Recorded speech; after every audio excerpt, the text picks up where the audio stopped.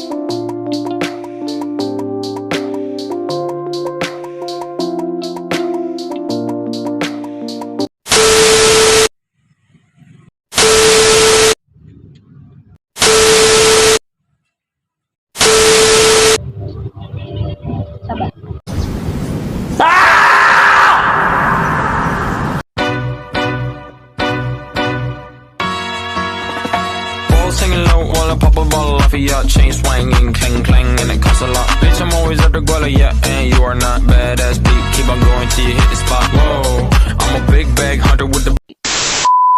Halo, Assalamualaikum warahmatullahi wabarakatuh. Shalom, Om Swastiastu, Namo Buddhaya, salam kebajikan, salam sejahtera untuk kita semuanya. Perkenalkan, saya Sherly Meliana dengan NIM 21050400023. Dalam video kali ini untuk memenuhi mata kuliah kriminologi, saya akan menjelaskan mengenai tindak kejahatan yang ada di darat. Nah, untuk info selanjutnya, yuk cek video saya. Nah, kejahatan itu sering diartikan sebagai perilaku pelanggaran aturan hukum yang akibatnya seseorang dapat dijerat hukuman. Kejahatan itu terjadi ketika seseorang melanggar hukum baik secara langsung maupun tidak langsung, atau bentuk kelalaian dapat berakibat kepada hukuman. Dan pengertian kejahatan sendiri ada 3, yaitu pertama, kejahatan secara sosiologis, yuridis, dan juga kriminologis.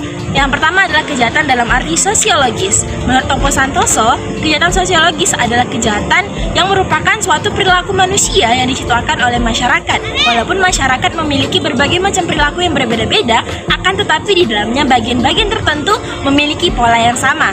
Kejahatan yang kedua adalah kejahatan dalam arti yuridis. Pandangan secara yuridis, kejahatan adalah suatu tindakan atau perbuatan yang dilarang dan dapat dijatuhi hukuman atas perbuatan atau tindakan-tindakan itu oleh undang-undang. Dan pandangan itu lahir dari suatu teori yang menyatakan bahwa setiap anggota masyarakat adalah makhluk yang mempunyai kehendak bebas. Dan kejahatan yang ketiga adalah kejahatan dalam arti kriminologis. Pengertian menurut tata bahasa adalah perbuatan atau tindakan yang jahat seperti yang lazim orang mengetahui atau mendengar. Perbuatan yang jahat adalah pembunuhan, pencurian, penipuan, penculikan, dan hal-hal lain yang dapat dilakukan oleh manusia. Sedangkan dalam KUHP itu tidak disebutkan secara jelas, tetapi kejahatan itu diatur dalam pasal 104 sampai dengan pasal 488 KUHP. Nah, tadi kan sudah disebutkan bahwa dalam pengertian kriminologi yang termasuk ke dalam tindak kejahatan adalah pembunuhan, pencurian, penipuan, penculikan, dan hal-hal lain yang dapat dilakukan oleh manusia. Maksudnya apa ya? Yuk kita bahas.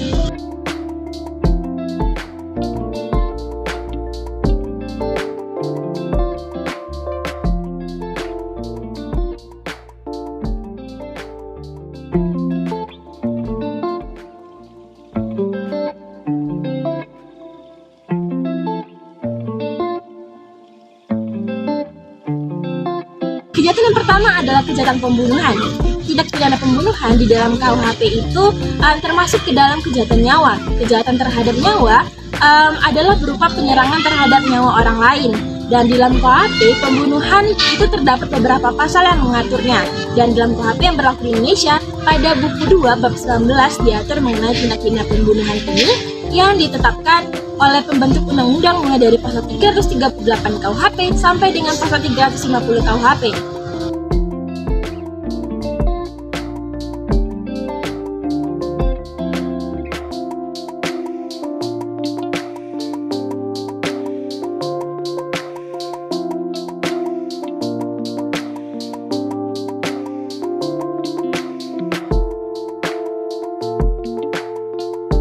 Nah, kejahatan yang kedua adalah kejahatan pencurian.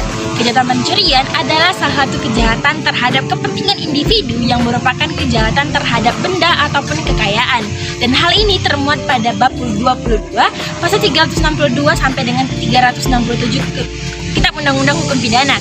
Dan pencurian adalah suatu perbuatan yang sangat merugikan orang lain dan juga orang banyak, terutama masyarakat sekitar kita. Maka dari itu, kita harus mencegah terjadinya pencurian yang sering terjadi dalam kehidupan sehari-hari, karena terkadang pencurian itu terjadi karena banyak kesempatan. Dan pencurian dibagi menjadi dua golongan, yaitu yang pertama adalah pencurian secara aktif dan pencurian secara pasif. Apa itu pencurian secara aktif? Pencurian secara aktif adalah tindakan mengambil hak milik orang lain tanpa pengetahuan si pemilik. Dan pencurian yang kedua adalah pencurian secara pasif, yaitu merupakan tindakan menahan apa yang seharusnya menjadi milik orang lain. Seseorang yang melakukan tindakan atau berkarir dalam pencurian disebut pencuri dan tindakannya disebut mencuri. Dan untuk mendapat batasan yang jelas tentang pencurian, maka dapat dilihat dari pasal 362 Kitab Undang-Undang Hukum Pidana.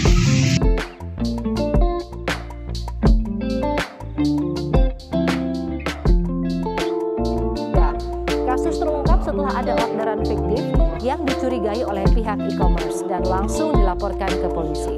Para pelaku mengaku memiliki 24 akun aktif untuk menjalani aksinya. Dari tangan pelaku, polisi menyita barang bukti berupa puluhan unit ponsel, 3 laptop, serta printer, serta berbagai buku tabungan dan beragam paket pesanan palsu.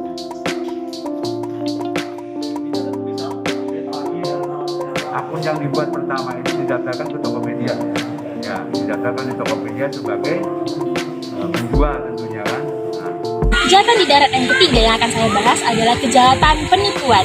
Kejahatan penipuan adalah salah satu bentuk kejahatan yang dikelompokkan ke dalam kejahatan terhadap harta benda yang mana oleh pelaku telah dipergunakan perbuatan-perbuatan yang bersifat menipu atau digunakan tipu muslihat. Dan Kitab Undang-Undang Hukum Pidana sendiri pada pasal 378 menegaskan bahwa seseorang yang melakukan kejahatan penipuan diancam dengan sanksi pidana. Penipuan merupakan salah satu tindak pidana atau kejahatan terhadap harta benda, dan ketentuan mengenai kejahatan ini secara umum diatur dalam pasal 378 sampai dengan pasal 395 buku 2 bab 25 KUHP. Dan dalam rentang pasal-pasal tersebut, penipuan kemudian berubah menjadi bentuk-bentuk penipuan yang lebih khusus. Penipuan adalah salah satu bentuk kejahatan yang dikelompokkan ke dalam kejahatan terhadap harta benda orang.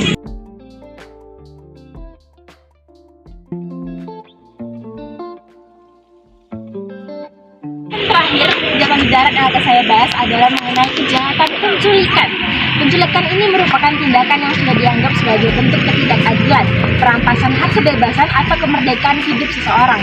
Dan perampasan kemerdekaan dengan cara demikian telah ditetapkan sanksi hukumnya dalam pasal 328 KUHP tentang penculikan. Dan mengenai pasal yang berkenaan dengan masalah kejahatan dalam kasus ini diatur dalam Kitab Undang-Undang Pidana buku 2, penculikan yaitu membawa pergi seseorang dari kediamannya dengan maksud atau secara melawan hukum. Hal ini tercantum dalam pasal 328 Kitab Undang-Undang Hukum Pidana. Dan beberapa hal yang melatar belakangi penculikan itu adalah uang tebusan, menguasai harta benda, dan juga dendam. Kemudian ada perdagangan anggota tubuh dan juga perdagangan anak. Pas begitu di tengah jalan, si korban ini, si pelaku ini nuker korban yang pertama ke teman anak saya. Nah, pertukaran anak. Nah, setelah itu dibawa muter nih sampai ke Blok M, terus ke Haji Nawawi, di TC Fatmawati, dan sebelum Fatmawati itu diminta semua untuk HP-nya. Nah, itu dia tadi beberapa tindak kejahatan di darat yang sudah saya jelaskan. Ada 4 kejahatan, yaitu kejahatan pembunuhan, kejahatan pencurian, kejahatan penipuan, dan juga kejahatan penculikan. Dari apa yang sudah saya jelaskan, saya harap bisa menjadi ilmu yang bermanfaat bagi teman-teman semuanya. Saya mohon maaf jika terdapat kesalahan. Saya akhiri dengan wabillahi taufiq wal hidayah. Wassalamualaikum warahmatullahi wabarakatuh. Dadah, sampai jumpa.